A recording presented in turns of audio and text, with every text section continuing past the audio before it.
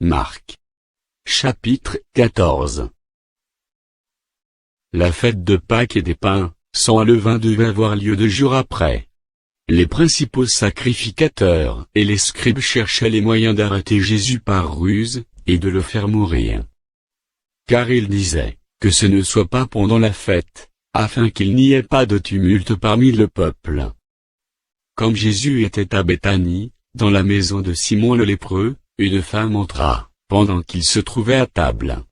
Elle tenait un vase d'albâtre, qui renfermait un parfum de nard pur de grand prix, et, ayant rompu le vase, elle répandit le parfum sur la tête de Jésus. Quelques-uns exprimèrent, entre leur indignation, à quoi bon perdre ce parfum?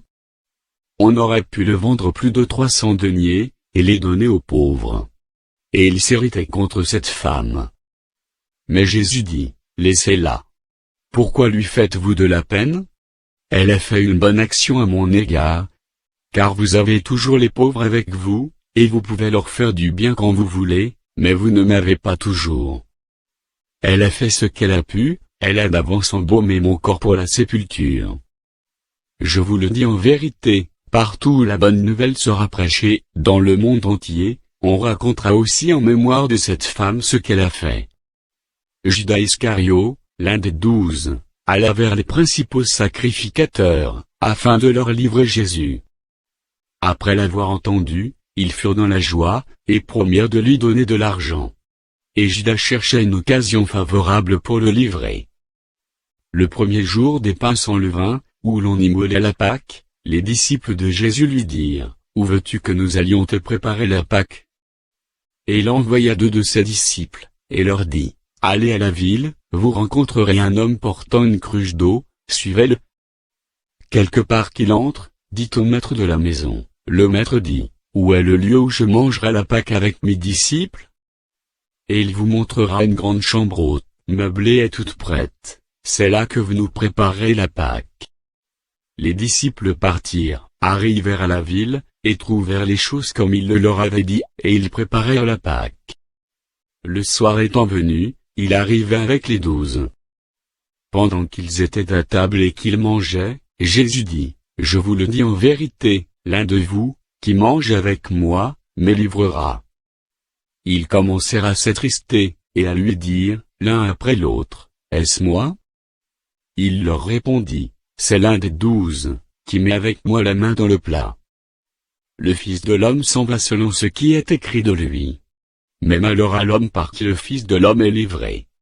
Mieux vaudrait pour cet homme qu'il ne fût pas né. » Pendant qu'ils mangeaient, Jésus prit du pain, et, après avoir rendu grâce, il le rompit, et le leur donna, en disant, « Prenez, ceci est mon corps. » Il prit ensuite une coupe, et, après avoir rendu grâce, il la leur donna, et ils en burent tous.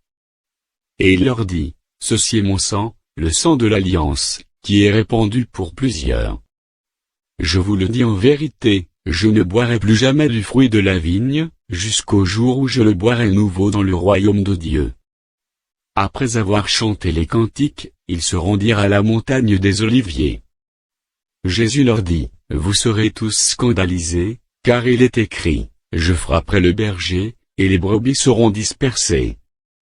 Mais, après que je serai ressuscité, je vous précéderai en Galilée. » Pierre lui dit, « Quand tous seraient scandalisés, je ne serai pas scandalisé. » Et Jésus lui dit, « Je te le dis en vérité, toi, aujourd'hui, cette nuit même, avant que le coq chante 2 fois, tu me renieras 3 fois. » Mais Pierre reprit plus fortement, « Quand il me faudrait mourir avec toi, je ne te renierai pas. » Et tous dirent la même chose. Ils allèrent ensuite dans un lieu appelé Gethsémanée, et Jésus dit à ses disciples, « Asseyez-vous ici, pendant que je prierai. » Il prit avec lui Pierre, Jacques et Jean, et il commença à éprouver de la frayeur et des angoisses. Il leur dit, « Mon âme est triste jusqu'à la mort, restez ici, éveillés. » Puis, ayant fait quelques pas en avant, il se jeta contre terre, et pria que, s'il était possible, cette heure s'éloignait de lui. Il disait, « Abba, Père, toutes choses te sont possibles, éloigne de moi cette coupe. Toutefois, non pas ce que je veux, mais ce que tu veux. Et il vint vers les disciples, qu'il trouva endormis, et il dit à Pierre, Simon, tu dors. Tu n'as pu veiller 1 heure. Veillez et priez, afin que vous ne tombiez pas en tentation, l'esprit est bien disposé, mais la chair est faible. Il s'éloignait de nouveau, et fit la même prière. Il revint, et les trouva encore endormis, car leurs yeux étaient absentis. Ils ne surent que lui répondre. Il revint pour la 3e fois, et leur dit, dormez maintenant, et reposez-vous. C'est assez. L'heure est venue, voici, le Fils de l'homme est livré aux mains des pécheurs. Levez-vous, allons, voici, celui qui me livre s'approche. Et aussitôt, comme il parlait encore, arriva Judas l'un des 12, et avec lui une foule armée d'épées et de bâtons, envoyés par les principaux sacrificateurs, par les scribes et par les anciens.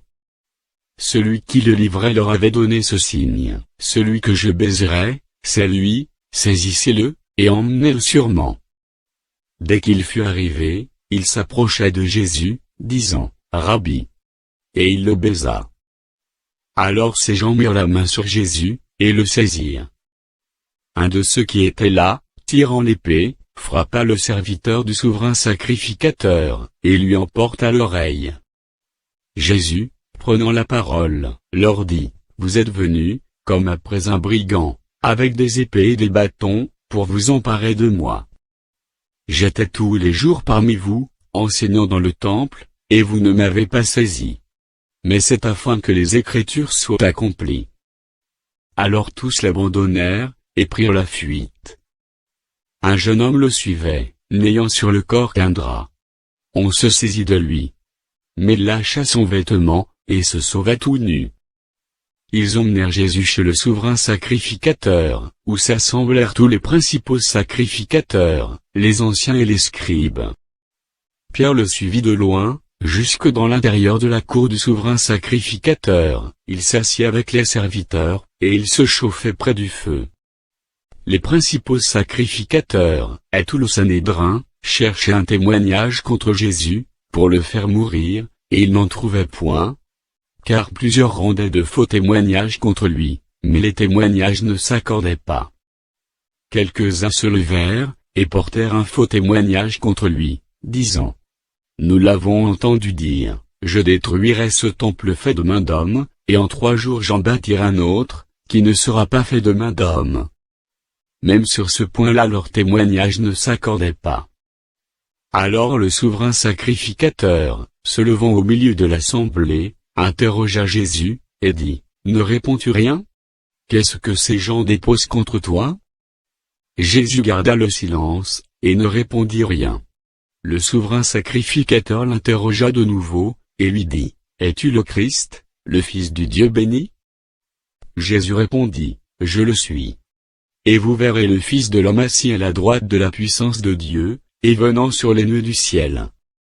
Alors le souverain sacrificateur déchira ses vêtements, et dit, qu'avons-nous encore besoin de témoins? Vous avez entendu le blasphème. Que vous ensemble?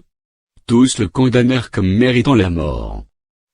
Et quelques-uns se mirent à cracher sur lui, à lui voiler le visage, et à le frapper à coups de poing, en lui disant, devine.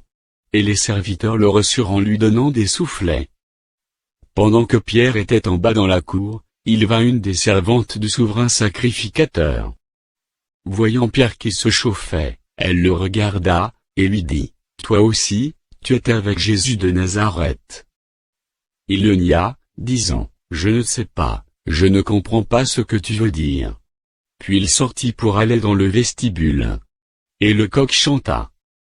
La servante, l'ayant vu, se mit de nouveau à dire à ceux qui étaient présents, celui-ci est de ces gens-là. Et il le nia de nouveau. Peu après, ceux qui étaient présents dirent encore à Pierre, certainement tu es de ces gens-là, car tu es galiléen. Alors il commença à faire des imprécations et à jurer, je ne connais pas cet homme dont vous parlez.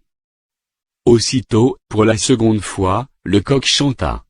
Et Pierre se souvint de la parole, que Jésus lui avait dite, avant que le coq chante 2 fois, tu me renieras 3 fois.